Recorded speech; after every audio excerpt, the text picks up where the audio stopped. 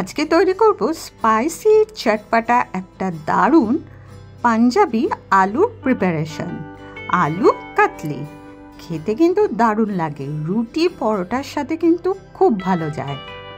প্রথমে কড়াই বসিয়ে দিয়েছি। আচ্ছা, আমি এখানে সর্ষের তেলে করছি, আপনারা চাইলে সাদা তেল করতে পারেন। আর সর্ষের তেলটা গরম হয়ে যাওয়ার পর প্রথমে ফোড়ন দিলাম হাফ টিস্পুন জিরে আর কালো জিরে। এর সাথে আপনারা হিং ফোড়ন দিতে পারেন। আমার কাছে হিং ছিল না, তাই আমি হিংটা এখানে দিন। এবারে আমি আলুগুলো ভাজবো, তার জন্য এখানে আলুগুলো দিয়ে দিচ্ছি। এখানে আমি 5টা মিডিয়াম সাইজের আলু নিয়েছি, ওজনে প্রায় 500 গ্রামের মতো। আর আলুগুলো একটু মোটা মোটা চাকা চাকা করে কেটে নিয়েছি।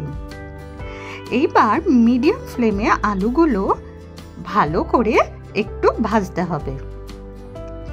এখানে তেলেই কিন্তু আলুটা সেদ্ধ হয়ে যাবে, তাই ভাজতে ভাজতে আলুটা নরম হয়ে যাবে। তখনই বুঝবেন আলুটা প্রায় সেদ্ধ হয়ে গেছে। এখন কিন্তু আলুটা অনেকটা নরম হয়ে গেছে, এখনো পুরোপুরি সেদ্ধ হয়নি, তবে অনেকটা নরম হয়ে গেছে। প্রথমে দিয়ে দিলাম 1 টিস্পুন আদা রসুন বাটা। আমি এখানে প্যাকেট আদা রসুন ইউজ করছি, আপনারা চাইলে বেটে নিতে পারেন, আপনারা চাইলে আদা রসুন কুচিও দিতে পারেন। এবার দিচ্ছি 2টো মিডিয়াম সাইজের পেঁয়াজ একেবারে ঝিরিঝিরি কুচি করা, আর দিচ্ছি 4টে কাঁচা লঙ্কা কুচি। এটা কিন্তু একটু স্পাইসি চটপটা হবে। আর দিচ্ছি 2টো টমেটো কুচি, এটাও কিন্তু বেশ ছোট ছোট করে আমি কুচি করে নিয়েছি। এটা আমি একটু আমার মতন করে করছি।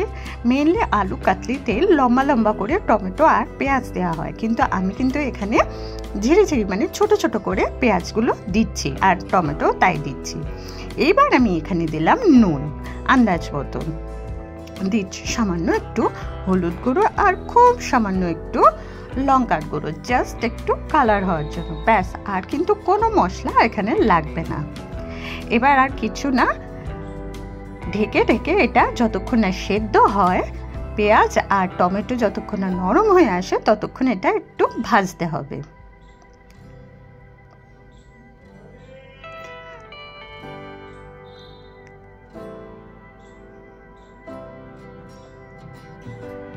দেখুন আলুগুলো কিন্তু সম্পূর্ণ সেদ্ধ হয়ে গেছে।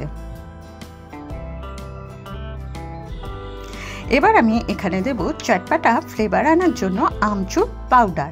আপনারা চাইলে ভাজা মশলা গুঁড়ো কিন্তু দিতে পারেন। আমি কিন্তু খুব সিম্পল ওয়েতে খুব কম উপকরণ দিয়েই এটা বানাচ্ছি। 1 টিস্পুন আমচুর পাউডার দিলাম, ব্যাস রান্নাটা কিন্তু কমপ্লিট। এবার শুধু নামানোর আগে উপর থেকে ছড়িয়ে দেব বেশ কিছুটা ধনে পাতা কুচি।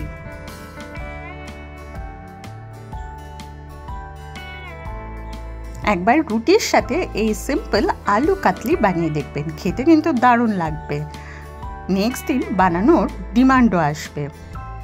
ব্যাস রেডি হয়ে গেছে। এবার আমি গ্যাস বন্ধ করে স্ট্যান্ডিং টাইম দিয়ে নামিয়ে ফেলবো। এই দেখুন তৈরি হয়ে গেল স্পাইসি চটপটা আলু কাতলি। কেমন লাগলো রেসিপিটা অবশ্যই কমেন্টে জানাবেন। ভালো লাগলে একটা লাইক শেয়ার কমেন্ট করতে ভুলবেন না। সাবস্ক্রাইব করে পাশে থাকা বেল অল নোটিফিকেশনটা আছে, ওটা অবশ্যই প্রেস করে দেবেন।